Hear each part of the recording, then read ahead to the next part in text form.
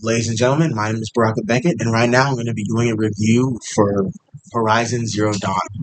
Now, Horizon Zero Dawn is a game I just played recently. I was a little late to the party, and it is about a young lady named Aloy who's essentially searching for what her purpose is and why she was brought to this world. Um, the main draw of this game is one simple word, and that is robot dinosaurs.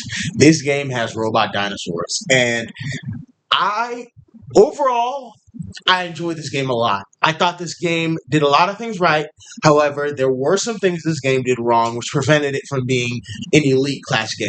But this is a good, solid game, and I do think it is worth your time. As far as the story of this game, it's up and down. Like the positives of the story. Number one, Lance Reddick. I mean, Lance Reddick. I don't think he could physically do a bad performance, even if he wanted to. He just knocks it out of the park. So big ups to Lance Reddick. And then the Aloy voice actor, she does well with the material that's given. But as far as the overarching story, I mean, it's all right. It ends up becoming, a typical save the world plot. I think they have a couple of missteps. I think number one, the main antagonist group that you fight is like a group of cultists. I think they're called Eclipse, and their leader. So the leader of the Eclipse, he pops up one time at the beginning, and then he pops up at the end, and he really has no build up characterization. Like when he showed up at the end, I was like, wait, who is this guy again? So they really kind of brought him to the wayside. They don't give him much screen time at all. They don't give Hades much screen time at all. However, it works for Hades, who Hades being the leader of the Eclipse, which is basically kind of a robot sort of kind of Reaper from Mass Effect sort of guy. He's the main villain. They kind of leave him mysterious, and that works for him. But for the human who leads Eclipse, they should have given him more screen time. For the story, the majority of the screen time goes towards conversations between Aloy and Lance Reddick's character. And even though I just complimented Lance Reddick, I have to question all the screen time spent around the relationship between Aloy and Lance Reddick. And the reason I question that is because there really is no, I'm not going to say there's no chemistry, but it's like two coworkers, right? Their relationship never goes deeper than skin deep, right? They never really grow to respect. Well, maybe they respect, but they never really go any deeper than go do this for me, go do that for me. Why? And maybe that's just Lance Reddick's character, and maybe that's part of Aloy's character. But if you're gonna allocate this much screen time to their relationship, you have to give me more. You have to give me more, especially when I feel like what this game did a really good job of was creating a universe, was creating a compelling universe with tons and tons of different factions, right? Um, and I'm not saying this game is Mass Effect. I'm not saying that at all. But damn it, it's on its way. It's on its way, and that goes to show, like, as far as the dialogue trees, it has the Mass Effect sort of. There's one option you can pick to progress the story or the dialogue. However, there is secondary options you can do to flesh out the world. And every single conversation, I chose to flesh out the world every single time. There was never a conversation where I didn't exhaust every dialogue. And that is a credit to the writers. They did a good job with writing. And another, going along with writing, right? The main quest missions, they're pretty good, right? I mean, I do think they kind of get a little reliant on caves, like towards the kind of endish of the story. You just go from cave to cave to cave to cave, and like the open world is beautiful, but they always have you in these dark caves, which is a little weird. I wouldn't have done that, but the missions are fine. But it's a main mission, right? Like in an open world game like this, you kind of expect the main missions to be good because that is what the developers focus on.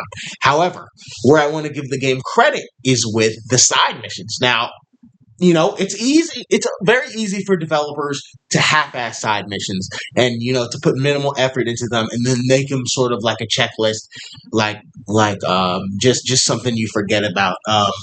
I'm looking at you, Final Fantasy 16, the one with the knights and the Game of Thrones.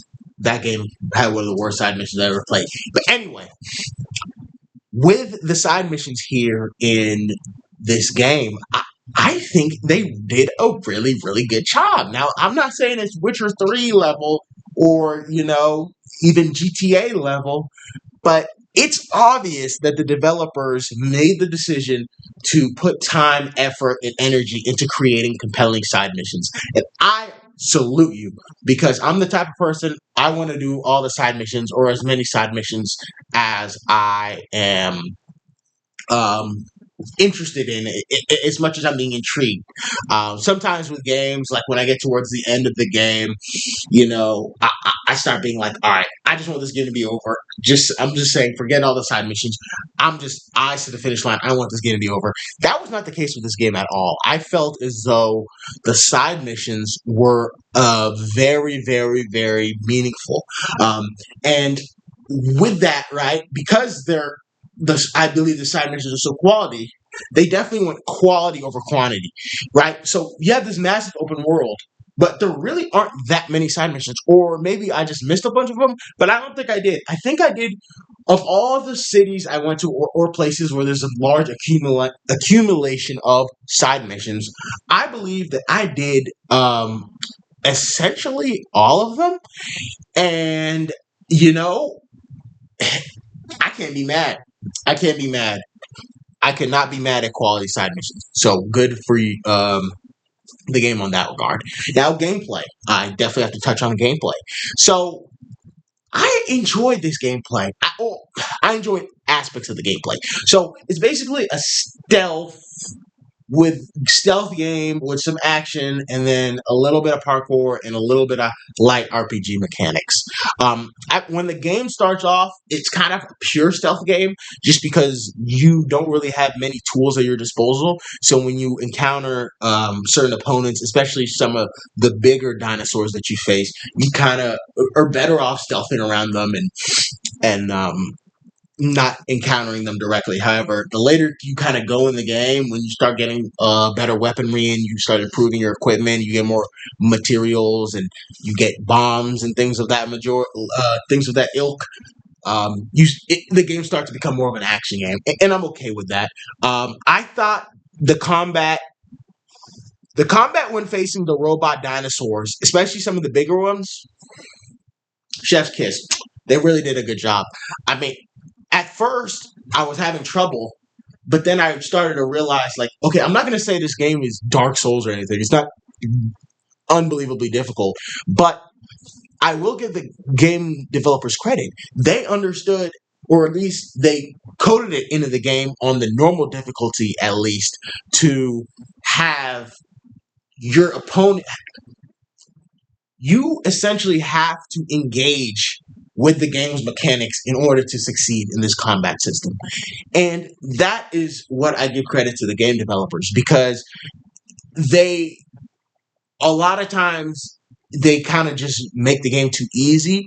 And I don't think that was the case with the bigger dinosaurs. Like, you have to go for their weak points, you have to find their elemental weakness. If you just shoot at their metal self and you don't go for their weaknesses, you're going to be shooting arrows at them all day and all night. And I enjoyed that part.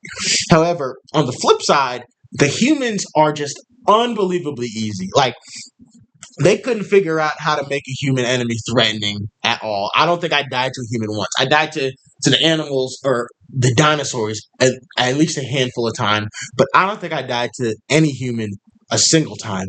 And they just couldn't figure out how to make them stronger. I mean, maybe give them more armor, maybe make them faster.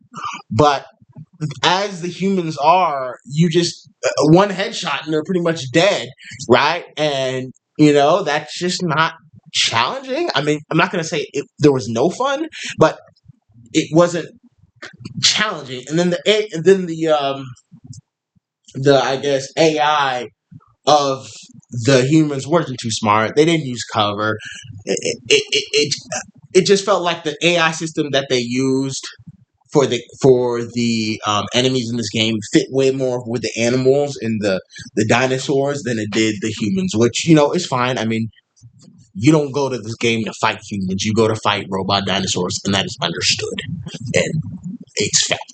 But all in all, I mean, this is a good, solid game. I mean, you know, it's a reason it took me some time to get here because it wasn't like like I said, a Witcher 3 or Red Dead Redemptions or Grand Theft Auto. It wasn't like a must play sort of staple game.